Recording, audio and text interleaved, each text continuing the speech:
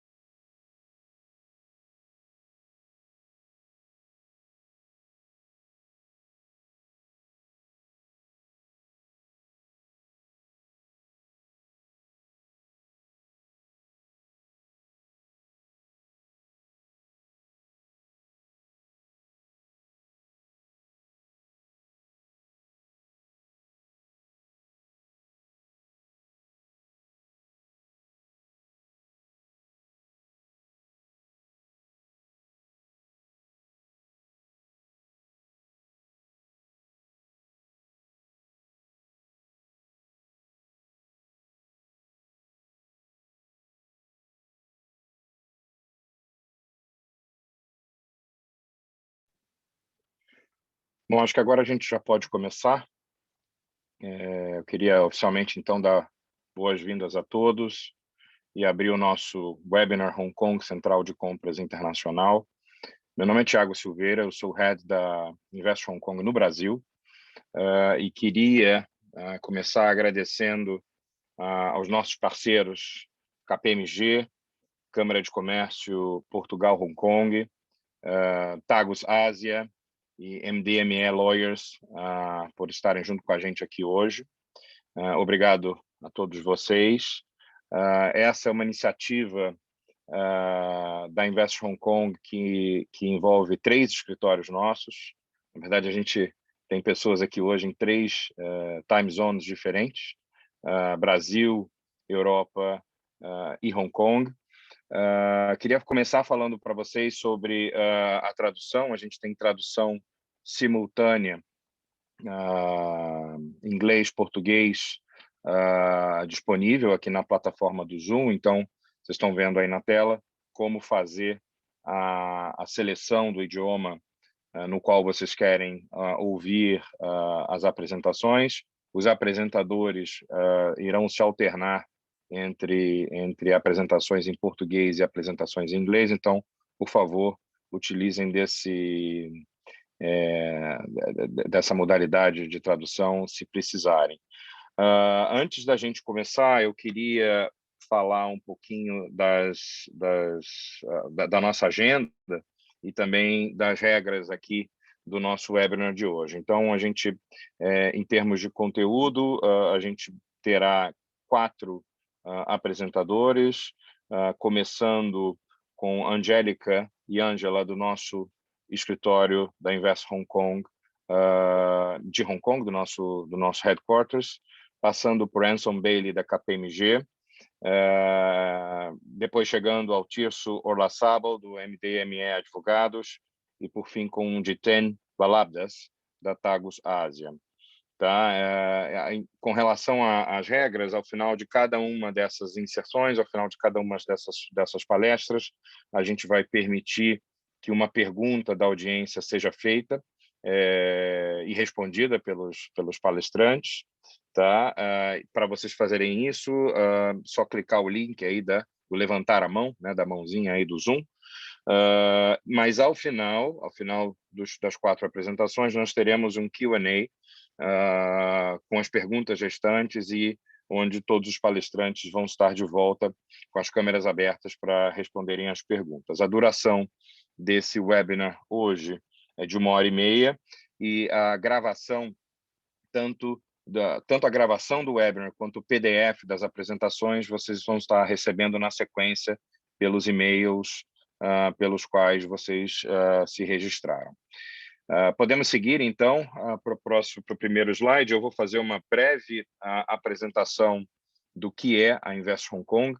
Para vocês que não conhecem, a Invest Hong Kong é um departamento do governo de Hong Kong que tem como foco específico trabalhar a atração de investimento direto estrangeiro do mundo para Hong Kong. E quando eu digo do mundo, eu coloco aí esse mapa, onde em todas as cidades selecionadas nós temos uma presença física, um escritório da Invest Hong Kong, fazendo todos nós exatamente o que está escrito lá em cima, né? Atração de investimento direto estrangeiro. Então, todos nós temos esse objetivo único, que é de apoiar e ajudar empresas dessas nacionalidades, né, a se estabelecerem em Hong Kong. Depois eu vou contar um pouquinho mais como é que a gente faz, mas em Hong Kong nós temos, na nossa sede, 9 times setoriais, né, que são times de conteúdo, né, que são os times que manejam, né, cada um das verticais, né, de negócio, de concentração da Invest Hong Kong. E uma informação importante, esse apoio mencionado da Invest Hong Kong às empresas é um apoio sem custos, então não há custos associados aos serviços que nós prestamos. Próximo slide, por favor. Aqui eu entro em detalhe, né, sobre o que vocês podem esperar quando nós trabalhamos e nós oferecemos os serviços de apoio às empresas.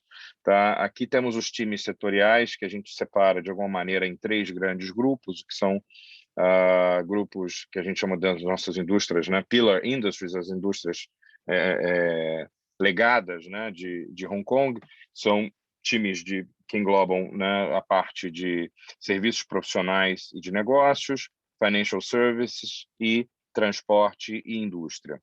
Serviços, times também, relacionados à parte de inovação e tecnologia. Então, temos um time dedicado a isso, um time dedicado à parte de informação, comunicação e tecnologia.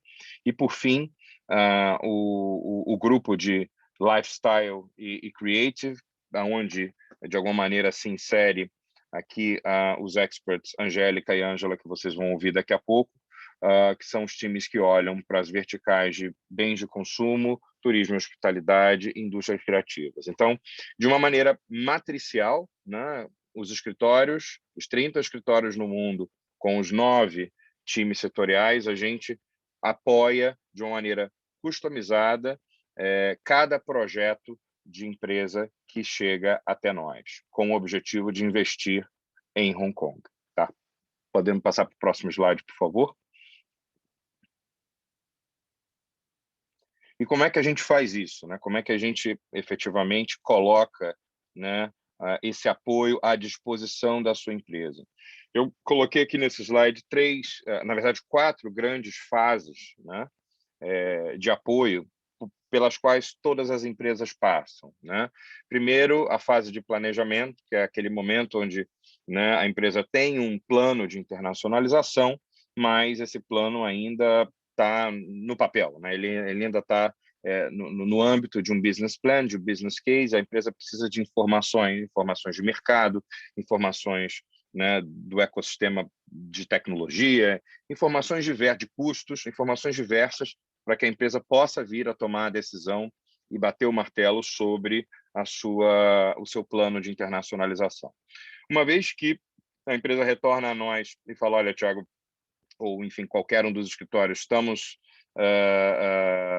convencidos de que Hong Kong é o melhor lugar, né, para estarmos na Ásia, temos aqui o projeto de internacionalização aprovado, vem o momento do setup, que é o momento onde esse plano começa a sair do papel, e é um momento crucial, porque, por exemplo, daqui do Brasil, a gente está falando de um movimento, né, de investimento, de internacionalização para o outro lado do mundo. Existem muitas distância geográfica, distância cultural, então é importante que a empresa seja apoiada, por exemplo, né, com algumas referências de serviços profissionais, né, ou até na parte de vistos também a gente costuma ajudar as empresas que estão expatriando executivos, ou na parte também de regulamentação, se você vem de algum setor, por exemplo, as empresas da área de serviços financeiros ou fintech, né, que tem uma regulação específica a seguir, a gente ajuda com que essa regulamentação seja entendida e as aplicações corretas sejam feitas, para que a empresa venha se estabelecer, uma pessoa jurídica seja aberta, uma conta em banco seja aberta,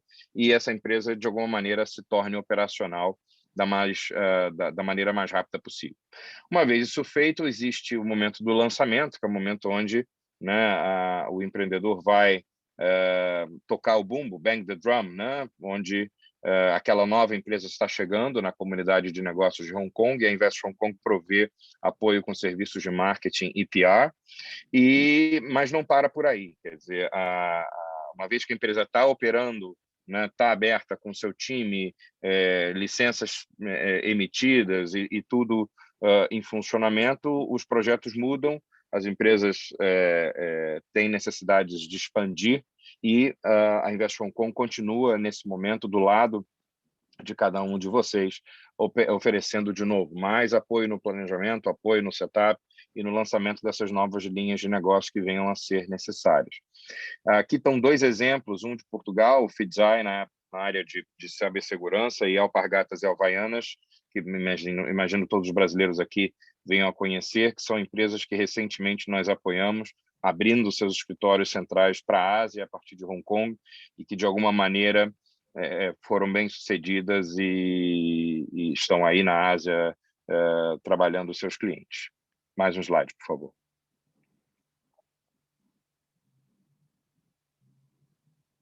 Por fim, eu queria deixar os meus contatos e também os da Paula Kant, que daqui a pouco vai já abriu a câmera. Olá, Paula, bem-vinda ao nosso webinar. A Paula é a head do nosso escritório de Bruxelas e ela vai contar um pouquinho agora sobre a cobertura geográfica do escritório dela e como ela também pode ajudar clientes de Portugal e do restante da Europa a fazerem esse caminho até Hong Kong. Obrigado, Paula.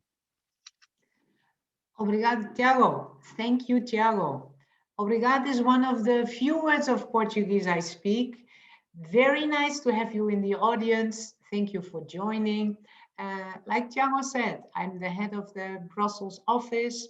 We help companies from 12 countries. First country, Portugal, and then there's Spain, Malta, Cyprus, Greece, Bulgaria, Romania, Croatia, Ireland, Belgium, the Netherlands, and Luxembourg. Like we often say in Invest Hong Kong, we have the best combination of countries, North and South. So this was the first part, but now we go to our expert speakers. Like Tiago said, we have sector teams, and our first two speakers are from the sector team of consumer products. You see them already in the screen. Angelica Liang, the head of the consumer products team, the woman who knows everything about consumer products that you might possibly want to know. Her personal specialization is everything to do with personal care, cosmetics, personal care products. She can be called a KOL, a key opinion leader. And then we have Angela Chung, a senior manager in the same team, consumer products. Angela is one of these people who makes sure that your plan to set up in Hong Kong can become a reality. She will make contacts for you. She will fight your way through immigration, etc. Ladies, the floor is yours. Thanks, Paula. Thanks, Thiago, for your very warm introduction. So today I'd like to put it in a way to say, if you had an office in Hong Kong, what you could do with it. I think that's an important question that we would like you to think about during this webinar. There's always a myth that Hong Kong is very expensive.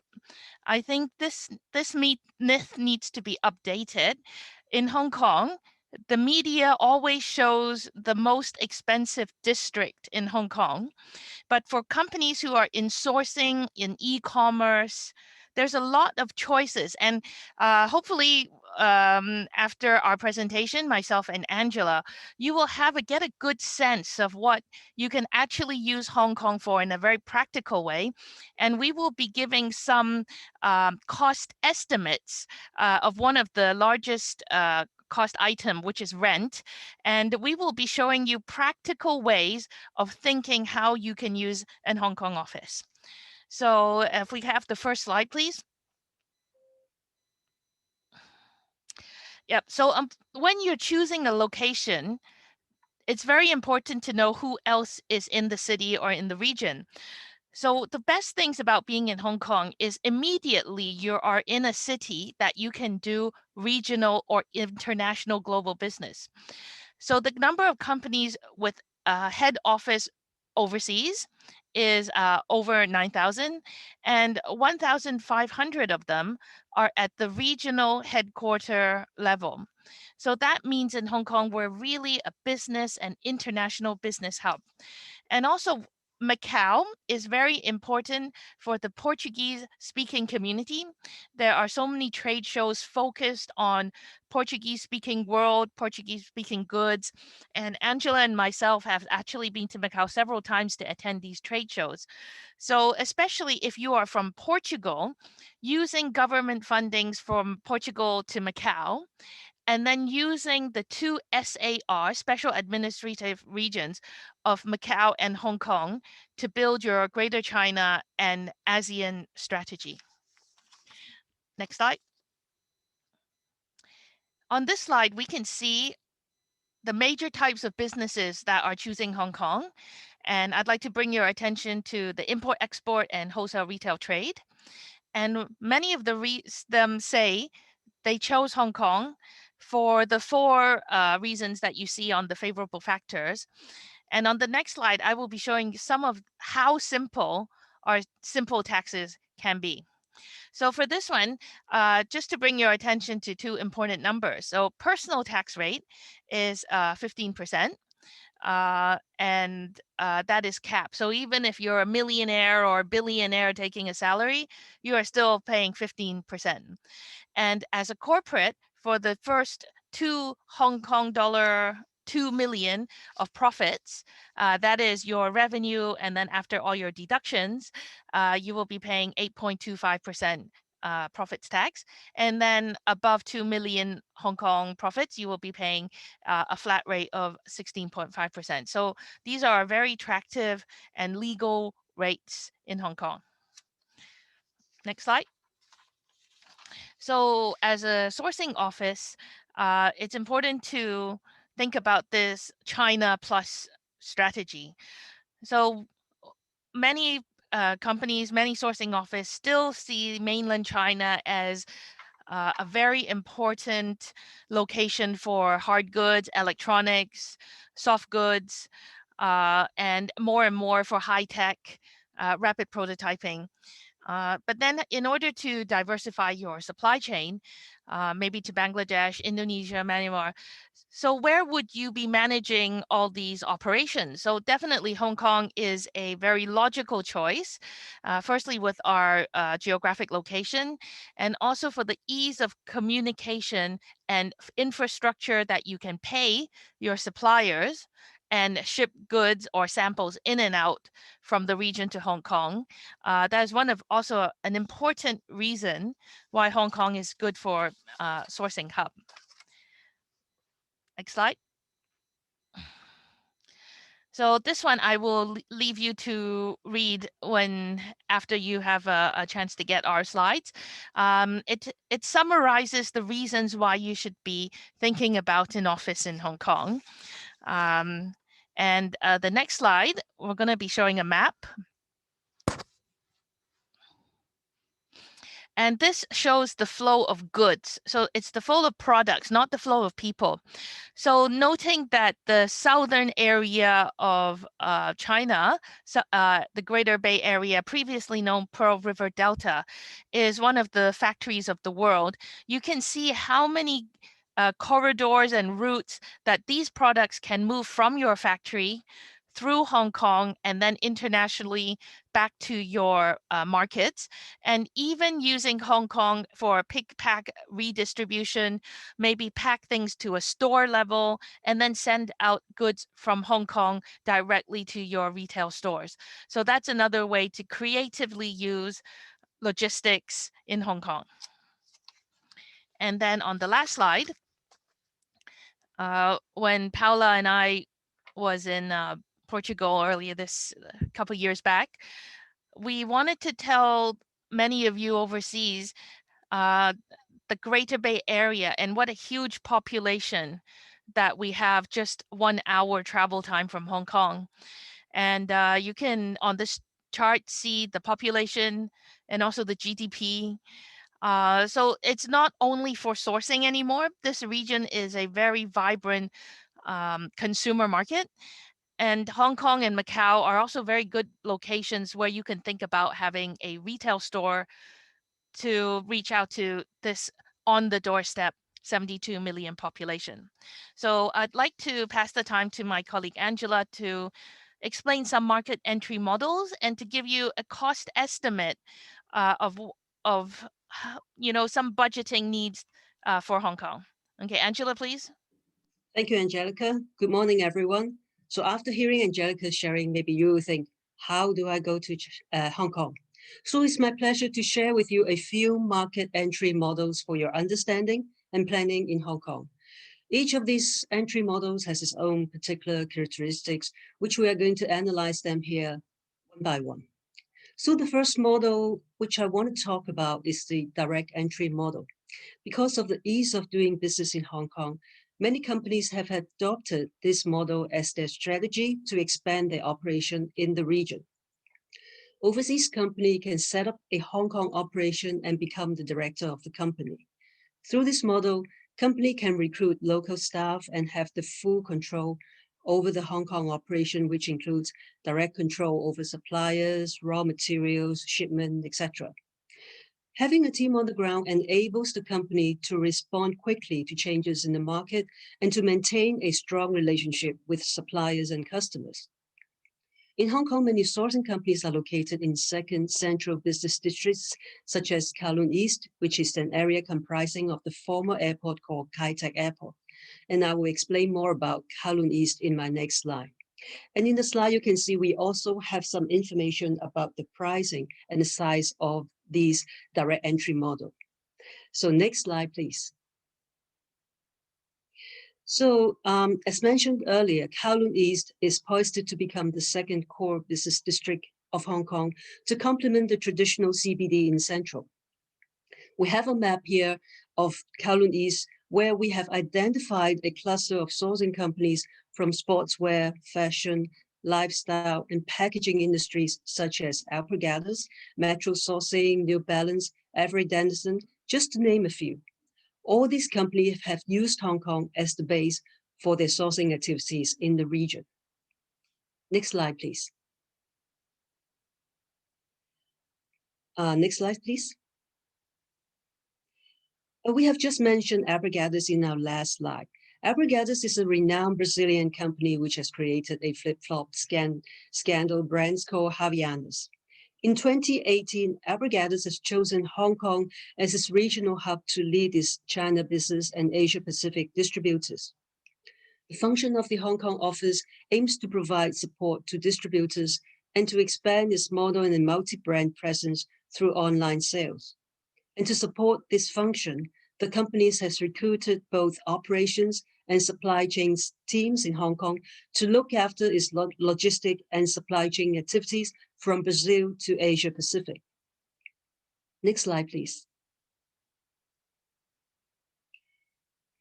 Next slide, please. So another model we would like to share with you is the distributor model. Some companies want to find distribution partners in Hong Kong to help them distribute their products. The benefit of this model is that distributors can share some market risk, and assuming that distributors have better local market knowledge. However, selling through distributors means that the company may lose all customer data and information and have no control over pricing and brand positioning. Therefore, a better alternative for company using distribution model is to set up a small local team to manage their distributors and at the same time to establish a solid relationship with their customers and key stakeholders. The pictures here are showing some examples of working environment in co-working spaces where teams are working in open plan office space for ease of communication, mobility, and flexibility. Next slide, please. Now, the third model which we would like to talk about is the showroom or sales and marketing office. Brands, trading companies, and sourcing companies have made use of the showroom or sales and marketing office to exhibit their seasonal item and latest collection to their clients, so that clients can have a better understanding about the product features, functionality, and attributes. Under this model, companies can set up a brick and mortar location so that local team can engage with the customers to drive sales through their experiential journey in a private place. And also we have included some pictures here, which shows how companies can make use of the showroom combined with office model to have a product display session next to the open planned office. Next slide, please. Finally, I'm going to introduce you to a very popular model, which is the e-commerce model. Pandemic has led to a surge in e-commerce and accelerated digital transformation. Companies have planned to adapt to the new reality and revise their digital strategies. Under this model, companies will set up an office with a local marketing team to drive its online sales. Company can choose to have one location to serve multiple functions, a location for both office and warehouse. Besides being a storage area, this warehouse combined with office can be a center for, say, for example, video production, live streaming, photo shooting, pick and pack, call center, and inventory management process, etc. Hong Kong is a major communication hub and logistics center in Asia. DHL Supply Chain has set up a mega hub in Hong Kong, which covers an area of 2.4 million square feet. This enhances Hong Kong as the launching pad for e-commerce business in China and Asia. Next slide, please. Because Hong Kong is a financial hub with free flow of capital and sophisticated infrastructure, many companies have chosen Hong Kong as the base to run their Asia-Pacific operation. And setting up in Hong Kong is easy and straightforward. Here, I have a step-by-step guide that shows you how to set up your business in Hong Kong. First, the company has to register the business with Company Registry Department in Hong Kong. And the next step, you have to open a company bank account and start preparing for your accounting arrangement. Next step, you can hire some local staff and rent an office. And finally, Hong Kong government has different funding schemes to support Hong Kong registered companies in different aspects too. Next slide, please. So this comes to my last slide. Our department Invest Hong Kong, we have over 30 offices worldwide to provide free services to companies interested in exploring opportunities and setting up here. We have highlighted some examples of our services in this slide, but after this webinar, if you still have some questions or want to talk to us about your planning in Hong Kong or in the region, you are most welcome to contact us anytime. Our contact information is provided in the following slide. And finally, we hope to see you all very soon in Hong Kong when the pandemic is over. Thank you very much. Thank you very much, Angela and Angelica, of course. Before we go to the next speaker, I see him already on screen, Anson Bailey from KPMG. I would like to give the audience a chance to ask a question by raising the hand function at the bottom of your screen. If anybody has a question for Angelica right now, before you maybe forget your question, because we go to the next speaker, please let us know and raise your participant hand. I see one raised hand. Let me go to the person. Dear attendee who raised the hand, Fernando, yeah, Roberto Rosa. Roberto, Fernando, can you, Fernando is my colleague and technical man here. Can you unmute Roberto so he can ask his question? Yes, I'm asking to unmute. So Roberto, please, yes, unmute yourself. You will receive a message and you just need to click on the unmute function.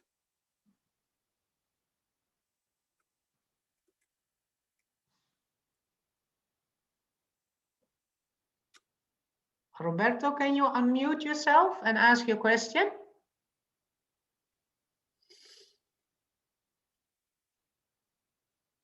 It's always a hassle, right? This Zoom stuff. Roberto, I hear you. Okay. Please, go ahead. We have a very big necessity of getting real contact with Asia, or open an office over there, or have the correct way to purchase many things for our food industry. What should be the first step that you guys recommend to us? Angelica, may I give the floor to you? Sure. Well, we have Paula and Tiago based in Portuguese-speaking locations. I think the first step is to give them a call, and then we can have a very dedicated one-on-one discussion with you, and to understand the company, and also to give you examples of what similar companies have done to Hong Kong, have done in Hong Kong. So it's a step-by-step. Usually we work with companies over several months and years to help them step by step of the way of how to come. And then also we have a food industry specialist sitting with us here in Hong Kong, who can also provide information on the industry and the licensing if it's required here. Okay, perfect. Are you going to send me an email, or I just send the email to you so we can organize time for this meeting? Yeah, sure. Anything is possible. So Roberto, I suggest, I see you sent an email, right, asking for the link. I will get in touch with you to that email, and we set up a meeting. Does that sound like a plan? And Perfect. Then we will involve also the people from the F&B team, the food and beverage team from Invest Hong Kong. Okay, yeah? Perfect. Thanks a lot. Thank you, Roberto, for your question. For everybody else, let's now continue with the next speaker. Hold your questions until the end. Anson, so good to see you. I hope you had a good night's sleep after the Spanish-speaking webinar last night. Thank you, Paula. Thank you very much, Paula. Good to hear from you. Thank you so much, and good evening, good afternoon, good morning to all of our friends around the world. Delighted to be with you. Wanted to say thank you to Paula and Tiago for pulling this event together. And I also want to thank Angelica and Angela for all of their sharing. My name's Anson Bailey. I'm a partner at KPMG. I head up consumer and retail across Asia Pacific, but I also look at tech, innovation, and the new economy. And I'm going to perhaps share some thoughts with everybody this evening, with all of you. So I want to just share a few things with you all. And that is, several months ago now, Angelica and myself sat down and we were looking at, well, what's going on with the future of sourcing, the future of supply chains. As you well know, there have been all kinds of articles and sensational headlines about China and China-US trade relations, what's happening here in Hong Kong. And we decided that we really wanted to kind of set the record straight. We wanted to talk to those senior executives that have been doing business here in Hong Kong and around the region for many years. And so this paper is testament to that. This paper is really talking about what we see in the market. It talks about some of the changes that are taking place in the market, but it's not a knee-jerk reaction because of some US-China trade dispute. Companies, a lot of those multinational companies have been doing business in this part of the world for many, many years. So what I'd like to do right now is really take you through the report. I'm going to do this very quickly. We do, of course, have the report, and we will share the PDF file of the report findings as well with you. So yes, there has been significant economic impact from COVID-19. That's impacted everyone around the world. It's impacted the entire supply chains. And so companies now suddenly realize that perhaps they do need to change things. They need to perhaps think about digitizing those supply chains. Another big question that was asked is, well, what's going to happen to Hong Kong? Is there going to be a next Hong Kong? And quite frankly, there is not going to be another Hong Kong because, of course, we now see this new era of digitization. And a lot of companies now, of course, are looking at how they can operate across a seamless global marketplace. Equally, a key message from a lot of those senior executives that we spoke to was that, of course, they now are looking to leverage a lot of the new digital technologies. And again, we've got some interesting findings to share with you. The globalization of supply chains. But one key point here is talent development. A lot of the corporates told us that it's really important to upskill the people, to reskill their people, to ensure they have this future ready workforce.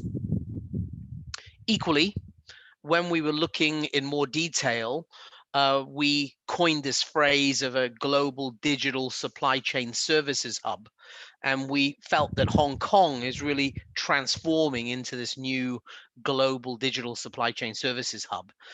There's still a very high concentration of sourcing talent here in Hong Kong, but more importantly, Hong Kong's role is still that of a regional hub. And I'm going to share some really interesting statistics with you shortly to get that point across. Also, equally, we heard from Angelica about the Greater Bay Area. That in itself is going to be a very big marketplace. And we also, of course, hear about the rise of ESG reporting and sustainability. These are all important areas we'll talk about. And as I said, new technologies. We're seeing a lot more of these new technologies, some really cool 3D virtual sampling technologies, 3D design and body scanning. So there's some really interesting technologies that are available today. Equally, as I think as both Angelica and Angela mentioned, you know, Hong Kong geographically is in a great location, right? We've got mainland China to the north of us, and then to the south of us, we've got the rest of Asia and ASEAN region. So again, you know, Hong Kong geographically is very well placed. The other thing is, of course, working at KPMG, we also, of course, are tracking everything about trade and customs, global trade flows, the customs, the tax issues, and things like free trade agreements. Hong Kong has actually signed several of those FTAs. But I also want to mention something that's really important, and that is back in November of 2020, we saw the Regional Comprehensive Economic Partnership, RCEP, agreement being signed on November 15th by 15 different countries. here in the region. And what is RCEP? Well, it involves the creation of this new free trade zone with 1/3 of the world's population. 10 of the ASEAN bloc countries have signed up, along with China, along with Japan, South Korea, Australia, and New Zealand. What's interesting, I think, for all of us doing business is that today, that new free trade zone represents 29% of the global GDP. However, in the next 10 years, that's going to rise to nearly 50% of global GDP. I repeat, nearly 50% of global GDP. So yes, Asia, Hong Kong is a major sourcing hub. Of course, China is a major sourcing hub, but it's also going to be a major consumption hub in the future for all of us. We are going to see the harmonization of those supply chains across the region. We're going to see the elimination of a range of those tariffs on imports over the next several years. And equally, we are going to see the movement of people, the movement of those business people, and also we're going to see the rise of e-commerce, the rise of those platforms. And again, I'm going to be sharing some interesting stats with you in a little while. Equally, last night, Paula, we were talking about the Spanish exports to China on the rise and vice versa. And equally, if we look at Portugal, the imports there from China on the rise as well. And where 2020 was, I think, an interesting year for a lot of different countries, and because of COVID-19, we do see a significant rebound taking place in 2021. Now, again, as I mentioned, Hong Kong, it's not going to be just a gateway to, of course, mainland China, but increasingly it's a gateway to Southeast Asia, to ASEAN, for multinational companies, as well as Chinese companies that are also expanding and diversifying around the region. Equally, Hong Kong is still going to be at the heart of end-to-end supply chains. That is not going to change. And yes, there are lots of headlines about the shift away from China, but again, I want to reiterate, this is not a knee-jerk reaction. We are seeing a lot of companies that have already started to diversify their production base for the last 10 years, not in the last 12 months, I repeat, for the last 10 years. So a lot of companies have used China as their manufacturing center. They still use China as their manufacturing center, but there are rising costs, of course, in China. And I've got some stats to share with you as well. There's also a big discussion around Vietnam. And again, there's lots of stories about how Vietnam is going to be the next China. Well, again, Vietnam is not going to be the next China, but it is a growing base for multinationals.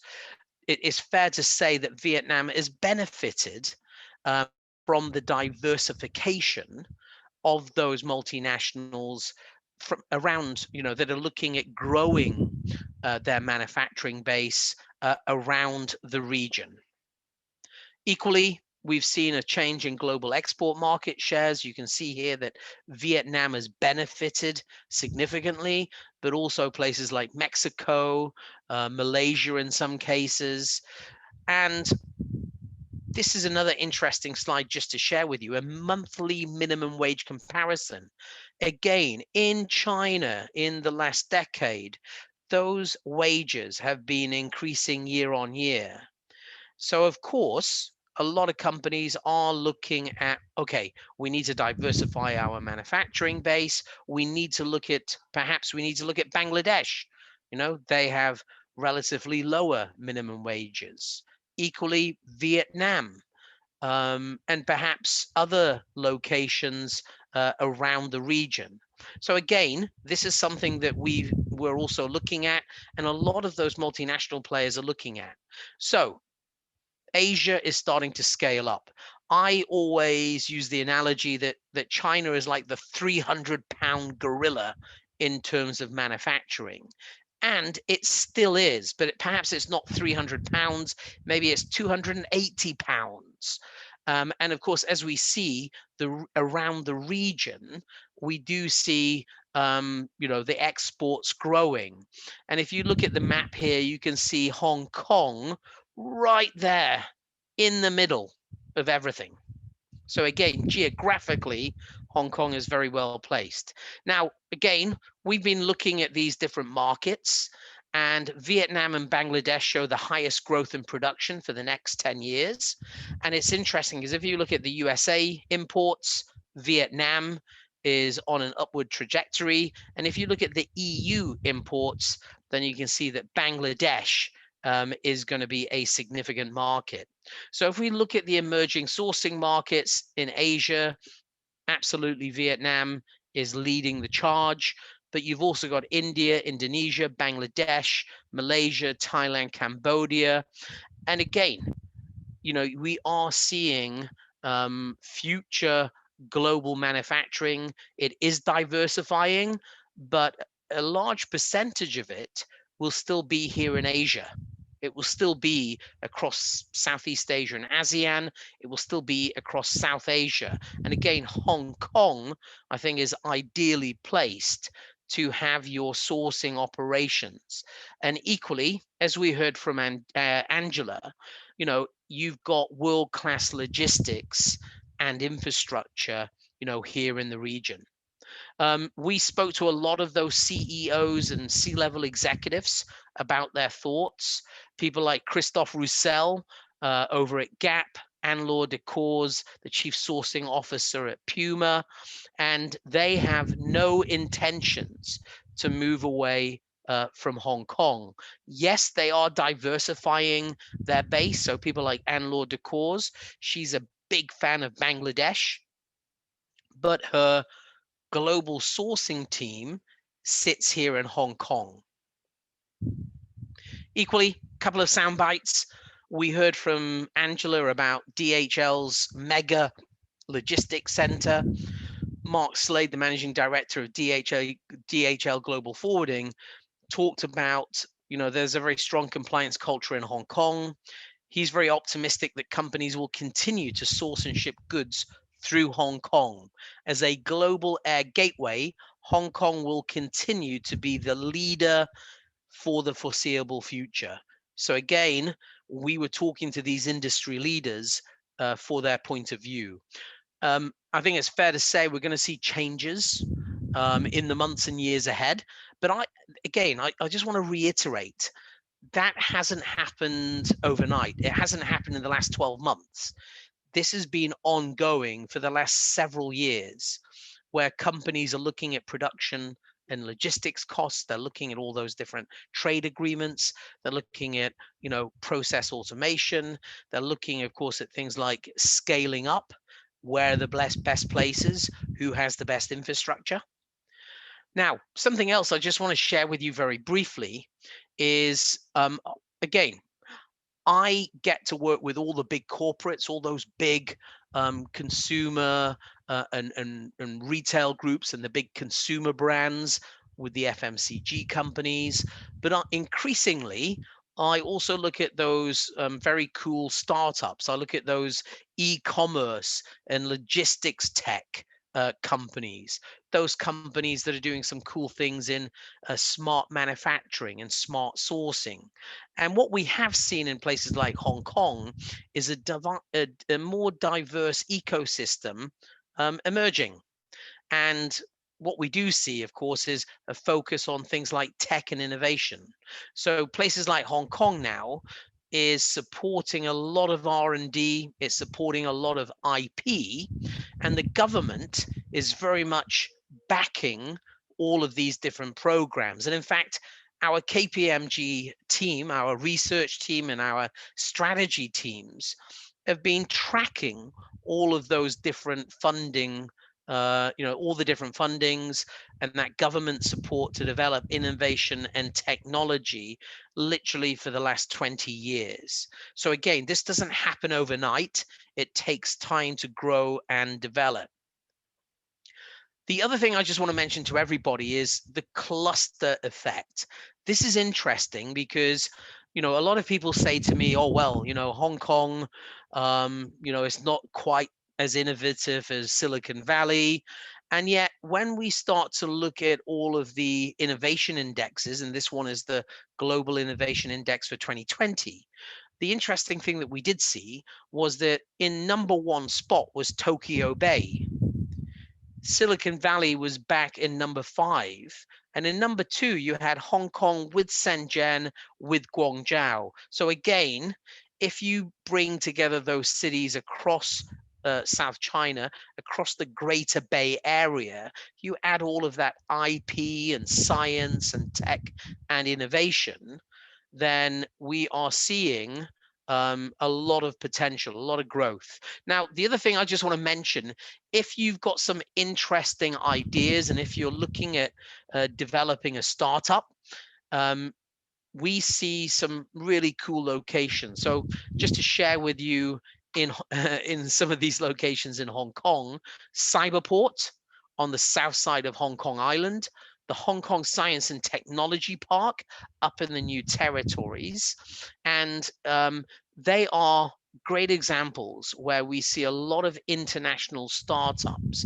Hong Kong is home to 44% of international startups. That's the mix. So there's a lot of interesting things that we are seeing. We're seeing a lot of the startups from Europe, from the Americas, from the rest of Asia Pacific, the Middle East, coming to Hong Kong to also test their ideas.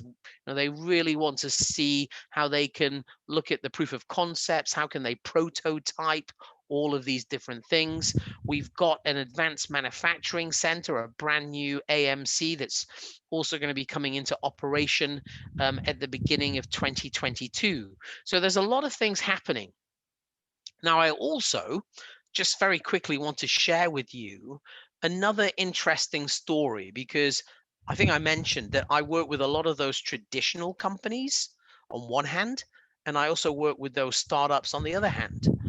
So this is a great story. This is the Mills, and the Mills is owned by a company called Nanfeng Group, very traditional Hong Kong company, and they used to operate Asia's biggest cotton spinning mill out of the New Territories, a place called Chinwan.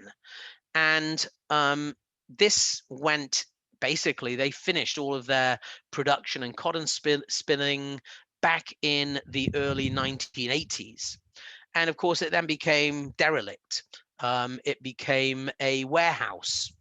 And in the last 3 years, the Nanfeng Group completely repurposed and reimagined this place into a very cool state-of-the-art retail space, an experiential retail space on one side, and on the other side, they have now set up a whole number of brand new design and innovation labs, looking at product development, looking at material innovation, and it's also housing lots of very cool startups that are fashion related, or they're also looking at smart manufacturing, smart production, smart logistics, and also they're looking at things like ESG and sustainability. So again, lots of cool things happening, and their play on words is tech style. So just wanted to share that with you. But I also wanted to mention to everybody that we are seeing this growing importance of ESG reporting. This is going to be very big in the future. We're also seeing sustainability, and we're seeing we're seeing this perfect storm emerge where you've got investors, you've got bankers, you've got regulators, you've got your consumers, you've got the media, and you've got your own employees also asking you about, what are you doing about climate change? What are you doing about purpose?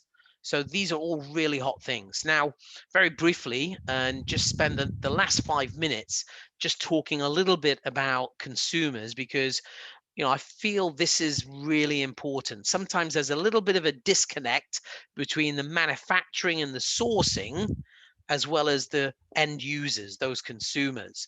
And last summer, in the middle of COVID-19 at KPMG, we launched a whole series of surveys of 75,000 global consumers, gave us lots of great data, and the QR codes are there, and we're more than happy to share all of these reports with you. But the trends were, of course, the rise of digital.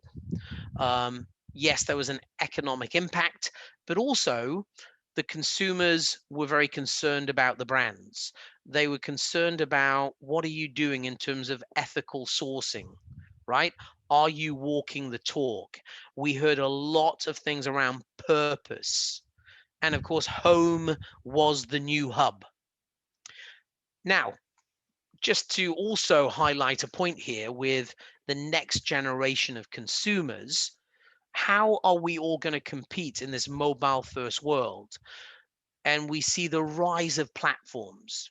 So for example, in China, there are 2.5 billion people on different platforms like Ali, as well as Tencent. The number of internet users are rising rapidly. The number of smartphone users, again, the numbers are staggering. And also things like mobile payment users, the numbers have doubled, and we're seeing millions of new users literally emerge every week. We're seeing the rise of these shopping festivals as well. We're seeing these shopping festivals like Singles Day, Alibaba Singles Day. And just want to share this interesting fact with you that last year in 2020, the Alibaba Singles Day nearly doubled their GMV by 85.6%. 250,000 brands participated. Over 470 brands achieved more than 100 million renminbi in GMV. And my clients like L'Oreal also were talking about how they saw China now moving to over 50% of online retail business. So I think for all of us, this is a wake-up call. We're seeing Hong Kong also becoming this future e-commerce hub. We already heard about how DHL have their mega center based here in Hong Kong. We're also seeing, of course, supply chains. And the big question is the origin of production, as well as the manner of production and the authenticity of those items as well. So again, at KPMG, we produce a lot of research papers. I'm happy to share them with you. We just did a paper literally in the last few weeks on the future of retail. Please check that out, because there's some really good learnings. But what I would say to all of you is the word retail is likely to become redundant in the future, and it's going to be replaced by consumer commerce. And we're going to see more of these platform businesses emerge, whether it's business to business, B2B, or whether it's the business to consumer market. So again, we've got to be watching out for all of these trends. And when we talk about the future of retail, last week, H&M announced their store closures in Spain, cutting up to 1,100 jobs. Now, again, a key message for all of us is COVID-19 has accelerated everything digitally. And I think this is a wake-up call for all of us in terms of, understanding our consumers. So, ladies and gentlemen, in conclusion, we're going to see all of these new emerging technologies, the AI, the blockchain, the 3D virtual sampling and virtual tech. That's going to impact all of the global supply chains. Innovation is going to be critical. Talent development. We all need to upskill and reskill our workforce. The rise of purpose is serious. It really is. The consumers, as I said, the investors, the bankers, the regulators, they're all looking at your behavior, and they're all focusing on ESG reporting and sustainability. And those consumers are changing their buying behaviors. and COVID-19 has accelerated that change. And talking about change, it really is about the speed of change. So again, lots of things to think about, ladies and gentlemen. I want to say a big thank you. I also want to mention that Invest Hong Kong do lots of great stuff. I work closely and have worked closely with Angelica in the last few years, but I work with different teams of Invest Hong Kong. And I just want to mention that at the end of next month, we have the Start Me Up Hong Kong Festival on the week of May the 24th. I encourage every one of you to join us. We are going to be looking at smart cities, and we're going to be looking at things like smart logistics and smart supply chains, and smart mobility. So there's some really interesting sessions, and I would urge all of you to come and join us virtually. And, you know, again, would love for you to get involved. So on that note, Paula, I want to say a very big thank you to all of you. And hopefully you've learned a few things. And I'm also very happy if anyone has any questions. And as I mentioned, we will share the reports and we'll share this PDF file with all of you. So thank you very much. Paula, back to you. Anson, thank you very much for your presentation. Is there anybody in the audience who wants to ask Anson a question right now? Because as you understand, in Hong Kong, it's later. Anson might want to go for a beauty sleep or a beauty drink. I'm not sure which of the two, or maybe the one first, the other next. Fernando, you're the man who sees all our participants. Is there anybody who would like to ask a question right now? I see a hand raised, but that was Roberta or Roberto who asked a question to Angela and Angelica. Do we see anybody else? Not at the moment.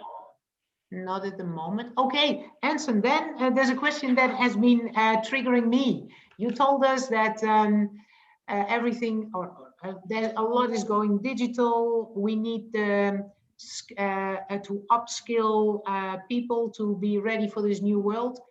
Does Hong Kong have what it takes to stay in the race to attract sourcing companies?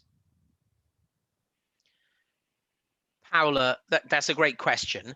What I would say is yes, I think Hong Kong has a very long history, a very long legacy of sourcing professionals.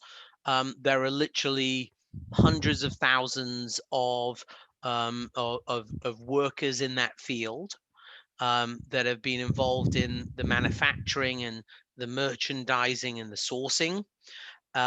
So there is a very rich talent here, Paula.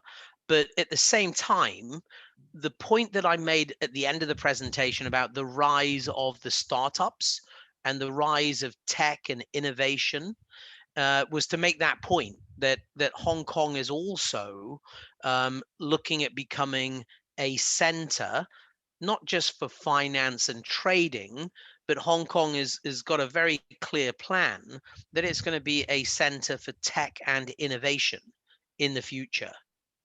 So, you know, I do think that, you know, it's very important. We do have a lot of those multinationals based here in Hong Kong.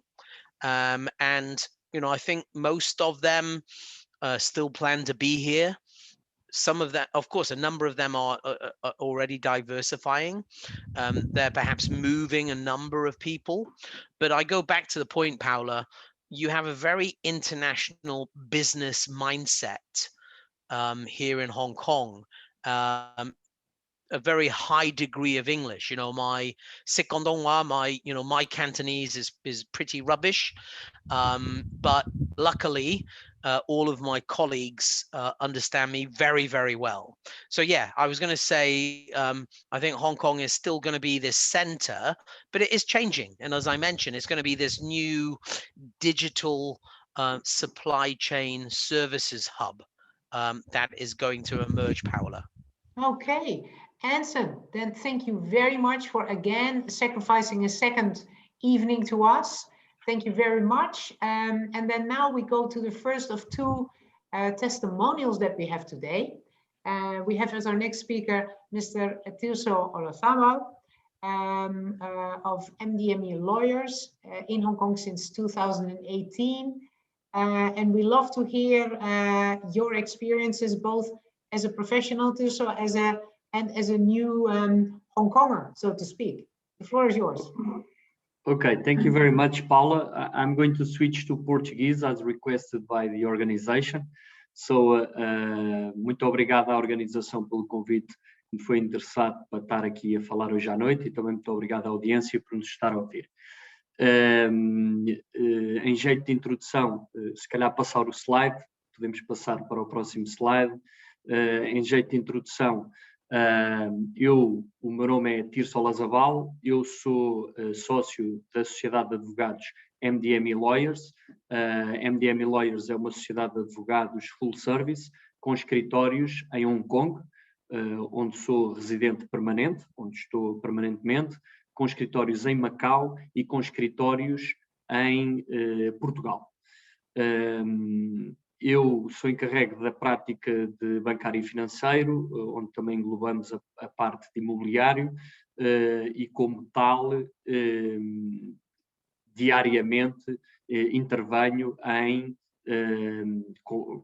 operações multijurisdicionais que, obviamente, englobam países de língua portuguesa, Hong Kong, China, e daí a minha presença aqui hoje à noite para vos dar a minha experiência pessoal, e vou tentar ser o mais objetivo possível, uma vez que também muitos dos tópicos já foram abordados pelos meus colegas, e se calhar podemos passar para o próximo slide.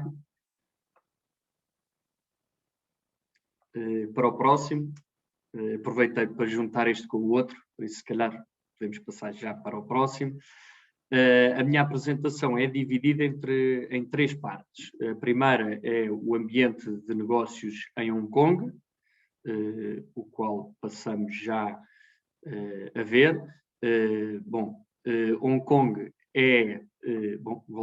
voltamos para trás outra vez. O segundo tema... Exato. Melhor agora entrarmos no primeiro tema. O ambiente de negócios em Hong Kong. Bom, o ambiente de negócios em Hong Kong é, como já foi dito aqui, bastante privilegiado. É um centro de comércio por excelência, não só pelo acordo de CEPA que existe assinado entre Hong Kong e Macau e a China, privilegia certos produtos, certos residentes e empresas a penetrarem no mercado chinês. Hong Kong tem excelentes infraestruturas portuárias, o que favorece a importação de bens. É um dos portos de contentores com mais afluência no mundo. Hong Kong também é um centro de congressos muito importante, onde vemos anualmente milhares de congressos e exposições de diversas indústrias. Hong Kong está muito bem integrado com a China e também com Macau, através de excelentes infraestruturas. Ou seja, Hong Kong tem voos diários, centenas de voos diários, obviamente num período não Covid, para a China, e Hong Kong está conectado também por via terrestre com uma das maiores pontes, se não a maior ponte do mundo, com mais de 50 quilómetros, que liga Hong Kong a Macau e à China, para não falar também da rede de comboios. Hong Kong é também um acesso privilegiado à Greater Bay Area. A Greater Bay Area é uma área que tenta e que replica áreas como existem em São Francisco e em Tóquio. Como já foi dito pelos meus colegas, é uma área que é composta por 9 cidades da China, Hong Kong e Macau. Ou seja, 5% da população da China está englobada nesta Greater Bay Area. É um dos centros, das localidades mais prósperas da Ásia e da China, e Hong Kong é uma ponte privilegiada para a Greater Bay Area. O regime fiscal é muito atrativo em Hong Kong, com diversos incentivos anuais dados pelo Budget Law, pelo Orçamento de Estado. Há uma livre circulação de capitais, uma eficiência enorme a nível fiscal, sendo Hong Kong um mercado financeiro por excelência e de reconhecimento mundial.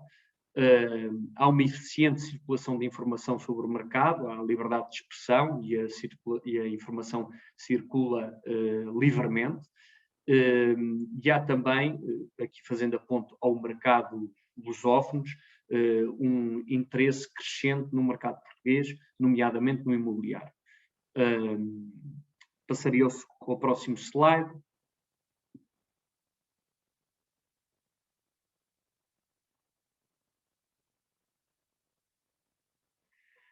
O nosso segundo ponto, a implementação do negócio.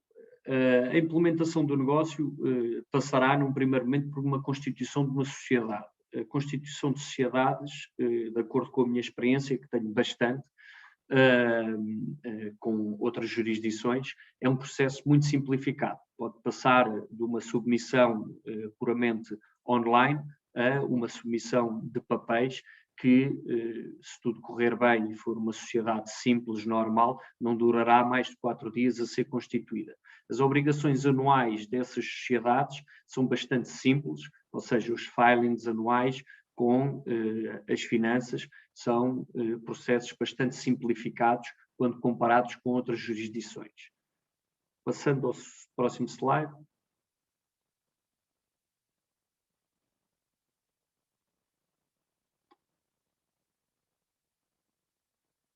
A nível de escritórios, também como foi referido no início pela Angélica, se não estou em erro, há uma ideia que Hong Kong é de facto uma das cidades com o metro quadrado mais caro no mundo, a nível de imobiliário, e isso é indubitável. No entanto, há uma variedade de escolhas muito grandes onde colocar, onde posicionar o escritório, dependendo, obviamente, das áreas de negócio. Há a liberdade desse escritório estar desde o centro da cidade, obviamente com preços mais caros, a locais mais distantes ou mesmo industriais, onde os preços são muito acessíveis. Há também a possibilidade, e existe muito, porque Hong Kong, pronto, é uma cidade, como sabem, na vanguarda e bastante moderna, bastantes espaços de escritórios partilhados, o que permite cortar os custos associados à manutenção mensal de um escritório. Passando ao próximo slide.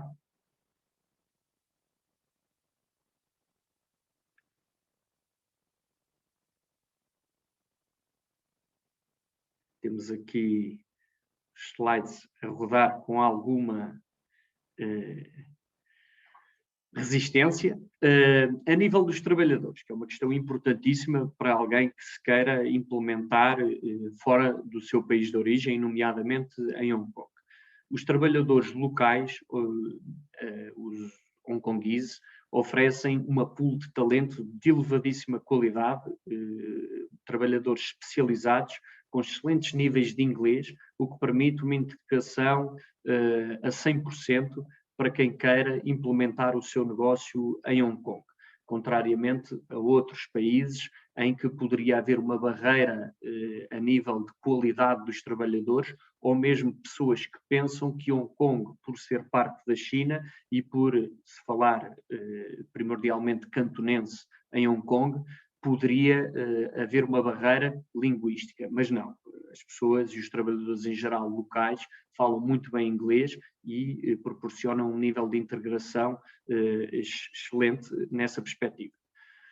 Os trabalhadores estrangeiros, como eu, ou como qualquer outra pessoa que não seja, que não tenha nascido em Hong Kong e que queira vir trabalhar para cá, precisa de um visto de trabalho. No entanto, também aqui é um dos pontos muito positivos de Hong Kong, porque o processo de obtenção de um visto de trabalho é bastante facilitado quando comparado com outras jurisdições em que o processo é bastante mais complexo e requer um assessment e um vetting muito mais estrito das autoridades de imigração e das autoridades laborais. A concentração de fornecedores e prestadores de serviços para todo tipo de serviços e indústrias é algo que também favorece exponencialmente a integração de qualquer negócio em Hong Kong. Isto são aspectos bastante positivos, pelo menos na minha experiência, enquanto quando implementei aqui o negócio em Hong Kong, que ajudam bastante e que colocam Hong Kong acima de outras tantas jurisdições. Passando ao próximo slide.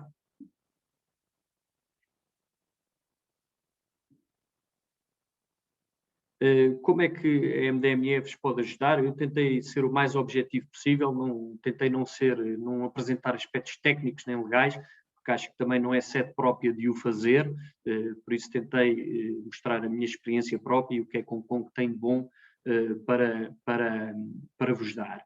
A MDME, nós, sendo um escritório de advogados com presença em várias jurisdições, temos dentro do nosso escritório variadíssimos tipos de profissionais que conseguem falar cantonense, mandarim, português e inglês. Ou seja, o nosso conhecimento multicultural e o nosso conhecimento próprio das necessidades dos investidores, não só na China, como em Hong Kong, Macau ou em países de língua portuguesa, é algo que o nosso know-how que pode ajudar bastante a nível de conciliere a pessoas que pretendam vir para Hong Kong. Temos também uma excelente rede de contactos em Portugal, em Hong Kong e em Macau, onde nós temos escritórios e acesso de informação e atualizações importantes para quem queira fazer negócio nestas jurisdições. Temos também uma capacidade de comunicação, como já vos disse, ao nível dos nossos profissionais que são multilíngues, e podemos servir como uma ponte de penetração no mercado de línguas portuguesa, China, Hong Kong e Macau, não só no aspecto técnico-jurídico, mas também no aspecto de know-how que temos por estar presente nestas jurisdições, de modo que estamos, obviamente, abertos também a trocar ideias e a ajudar as pessoas na sua implementação nestas jurisdições. Pronto, esta foi a minha breve intervenção, penso que cumpri com o tempo que me foi dado e pronto, passaria então ao próximo convidado. Muito obrigado. Thank you, Tirso. And it was great to have the translation, but I could read your slides in Portuguese as well. So okay. Happy participant and listener. One question, Tirso.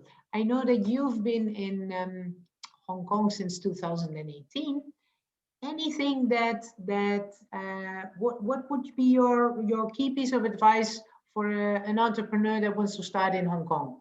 From your own experience, right? Apart from hiring you to make sure that the contracts are solid, what would be your key piece of advice? Bom, a minha integração, digamos assim, foi um bocado mais facilitada no sentido em que nós já estávamos no mercado de Macau há mais de 15 anos. Então já conheci Hong Kong e foi uma integração mais facilitada. Para quem vem para Hong Kong pela primeira vez, obviamente, como a Paula disse, não só os serviços legais são importantes, mas acho que o mais importante, sendo uma jurisdição que, embora bastante internacional, esteja integrada na China, que é obviamente totalmente diferente de quem vem de países de língua portuguesa ou outras jurisdições, será necessário que contactem não só o advogado, mas obviamente instituições como a Hong Kong Invest, que a mim particularmente me ajudou bastante quando vim para Hong Kong em abrir portas e ter canais de comunicação, e foi sem dúvida um fator facilitador, ou seja, não só falar com advogados e profissionais que estejam adequados aos serviços dessas empresas, mas sem dúvida também aos recorrer a serviços de organizações como a Hong Kong Invest, que são sem dúvida excelentes e têm um know-how de mercado que é impossível ter. Thank you, Tirso. I'm sure more questions in the Q&A. Thank you very much. Before that, we go to our last speaker of today, our last testimonial. That is Mr. Jiten Baladas of Tagus Asia. Tagus has many years of experience in Asia, and we're very happy that Jiten very kindly yesterday, with the speed that we know of Hong Kong, has been so kind to help us out and share. Jiten, the floor is yours. Great, thank you very much. Bom dia, boa tarde e boa noite a todos aqui, porque estamos em várias partes do mundo. Queria só agradecer à organização por me terem convidado. A Tagus Ásia, o que faz aqui, essencialmente, podemos passar para o próximo slide, se faz favor. Queria começar por fazer uma pequena introdução e aquilo que eu chamo Portuguese Connection, porque é uma das razões que estamos aqui, falamos todos portugueses. A Tagus Ásia foi fundada há muitos anos atrás e tudo começou em Moçambique. E antes de proceder, eles passaram quando se transferiram para Portugal e começou um pequeno negócio naquilo que se chama wholesale ou venda por grosso. E claro, o negócio foi crescendo e hoje as nossas operações têm presença física em Portugal, Angola e claro, nós aqui em Hong Kong, onde a nossa função essencial é que tem a ver com sourcing e procurement. Next slide, próximo slide, faz favor. Aquilo que nós fazemos aqui, gosto de resumir em 3 palavras muito simples, é sourcing, procurement e supply chain. Isto é o nosso dia-a-dia. A Tagus Ásia sempre se focou naquilo que chamamos merchandising promocional e trabalhamos com várias empresas de vários setores, desde a banca até ao grande consumo. Estando em Hong Kong foi uma ajuda enorme por várias razões. Nós fazemos o nosso sourcing muito nesta região. Não vou repetir os pontos que já foram falados, mas o nosso sourcing é feito maioritariamente entre a China, Índia e Vietnã, e o objetivo é mesmo arranjar soluções de procurement e supply chain baseados daqui. Próximo slide, por favor. Essencialmente, o que nós fazemos é a exportação de produtos dentro da área de gifts and premiums e merchandising promocional. Nós temos visto uma mudança, uma alteração no mercado em que estamos mais, ou os clientes estão mais ligados ou mais preocupados com tudo o que é ambiente ou o que nós chamamos eco-friendly, produtos mais ligados ao eco-friendly. E nós, neste momento, estamos muito concentrados em desenvolver essa área. Os nossos produtos são distribuídos pela Europa via as nossas instalações em Portugal, em que temos um armazém de 10.000 metros quadrados e fazemos a impressão de todo o tipo de tecnologia. O que nós também temos visto e o que nós estamos a tentar fazer aqui na Ásia é responder, se calhar, a algo que já foi falado há pouco, antes, que é a entrada naquilo que chamamos a área e-tail, do que se chamava retail, hoje em dia e-tail, e é um processo que afeta muito o que é o supply chain e a logística dos produtos que nós estamos a fazer o sourcing. Nessa área também estamos bastante bem ligados com as nossas fábricas. A essência deste negócio, a essência do que nós fazemos são as relações que nós temos com as fábricas, seja na Índia, seja na China ou no Vietnã. E queria passar para o slide 4. Porquê é que nós estamos aqui? Porquê é que a Tagus Ásia está em Hong Kong? A lista é enorme e queria resumir em 4 ou 5 pontos. Primeiro, queria falar na localização, na proximidade da China e os outros países do Sudoeste Asiático. Hong Kong é um território onde é fácil de fazer negócio. É uma cidade altamente eficiente. Na minha experiência de viver aqui durante 11 anos, penso que a palavra eficiência é a melhor forma de descrever Hong Kong. Sendo um centro financeiro, em comparação com outros países em que eu já vivi, provavelmente é um território com muito pouca burocracia. O facto que o nível de impostos sobre as empresas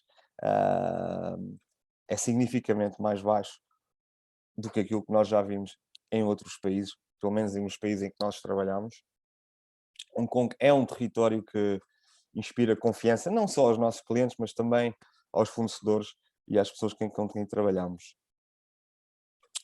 E um ponto importantíssimo, que também já foi falado neste webinar, é o facto de nós estamos muito perto das fábricas e isso dá-nos muito mais confiança no nível de controle de qualidade. Algo que é provavelmente o ponto mais importante numa empresa de sourcing e de procurement.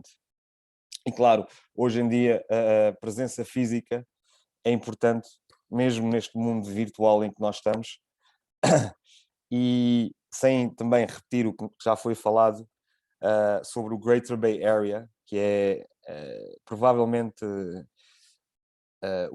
a zona económica mais importante, ou pelo menos mais influência vai ter sobre esta região nos próximos anos. E é com isto que eu acabo. Espero que não tenha repetido muito que já foi falado neste webinar. Obrigado. Thank you very much, Jiten. Much appreciated to hear the personal experience and how you've lived it. Yeah. With that, we come to the moment where I'm going to hand over to Bernardo Mandea, already visible for all of you.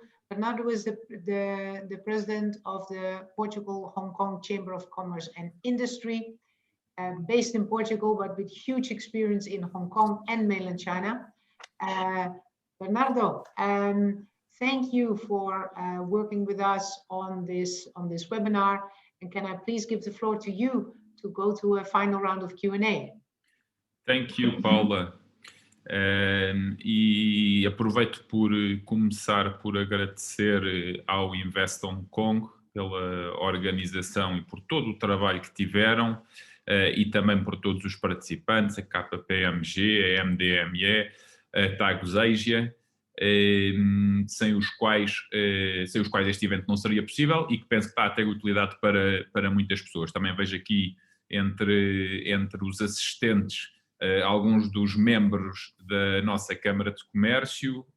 Nós somos somos uma Câmara de Comércio, estamos sediados em Portugal, Câmara de Comércio e Indústria Portugal Hong Kong. Tentamos trabalhar com os dois mercados, ou seja, tanto num sentido como no outro, promovendo sempre o networking, promovendo oportunidades e circunstâncias para que os empresários dos dois lados se encontrem. Também defendendo e tentando sempre defender aquilo que são os interesses dos empresários de um lado ou outro, e não só dos empresários. Nós de facto somos uma Câmara de Comércio muitíssimo ativa.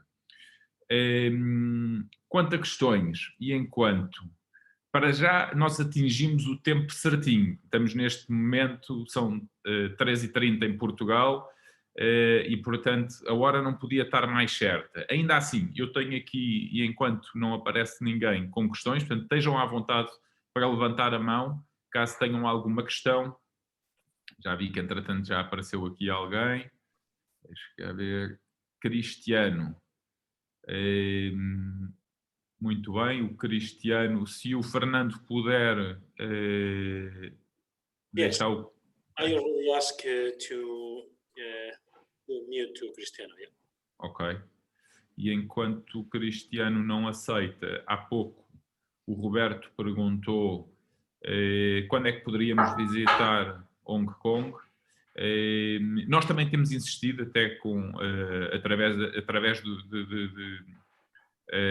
de canais institucionais, e a informação que temos, até pela marcação e pelo adiamento das feiras, é que isto já acontecerá em setembro. No entanto, fingers crossed, não é? Ainda vamos ver.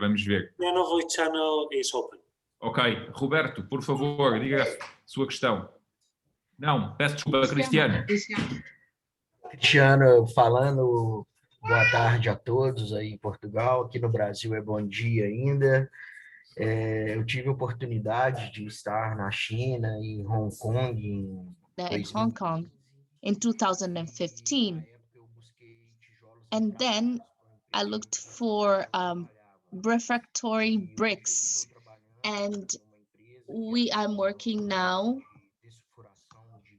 that works in another area, and I have some difficulty of the matter of stock, and I know that China has some opportunities of business and is open. I'm preparing an email here, and I would like to know who should I send the specifications to for probable minerals that I need to create and open a business portfolio with Asia. Somebody can help me with this? I think that the Invest Hong Kong, it will be online. I don't know if it is Invest Hong Kong, but there is an online list of businesses that could be checked. I don't know if Paula knows or has more information about it. Your area is very specific, right? It's refractory bricks. Tiago, you're in Brazil. Maybe I could help you out.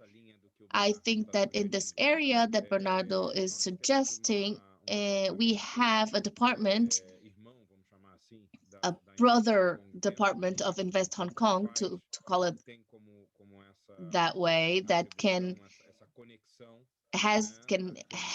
help with the connection, has the connection when it is the business subject is linked towards looking for partners in Hong Kong and less indirect investment, that with the Hong Kong Trade and Development Council. I would ask you to please send me a message. They have an office here in Brazil, in Sao Paulo, and I do this link between you and them, and I think they will be able to help you directly with what you're looking for. Thank you, Bernardo. I even took down the note of your cell phone number in your presentation, but didn't have your email. Could you please share your email? Yes, I will put it. No bate-papo, e todos vão receber o meu e-mail e fica à vontade para mandar essa mensagem, tá bom? Send me a message. Feel free to send it. Thank you. Thank you. I thank you for the attention, and I hope to have the opportunity to somehow get linked into businesses with you. Thank you very much. Thank you, Tiago and Cristiano. And anybody has any questions? I would like to set forward the question while nobody is raising their hands, which is related. This is for Tirso and is related to the constitution of partnerships in Hong Kong. This is a process that is quite quick. And I would ask, what type of society of partnership would you advise to start with sourcing in Hong Kong? Thank you. are there different types of societies or partnerships? I'm not going to mention them all, but I would say the most basic ones would be the limited society, like in Portugal, it also exists, and I think it's in any law. It is one of the structures that is most simple and also protects. It has the necessary degree of protection to whoever wants to constitute a business. Thank you very much. Well, 7 minutos para além do tempo. Se houver mais questões, teremos muito gosto em colocá-las. Se não houver mais questões, vamos passar também, vamos dar como encerrado este webinar e agradecer a presença de todos.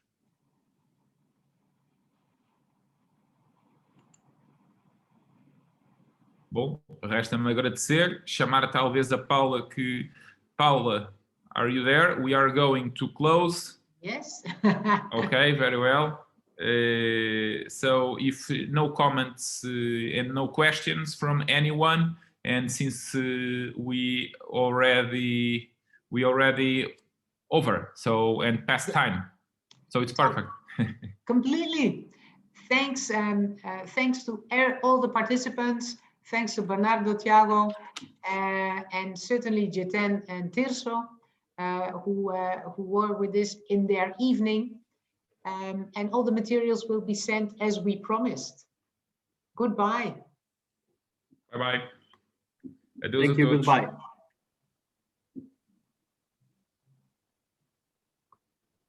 Thank you, bye. Thanks very much. Goodbye, everybody. Bye-bye.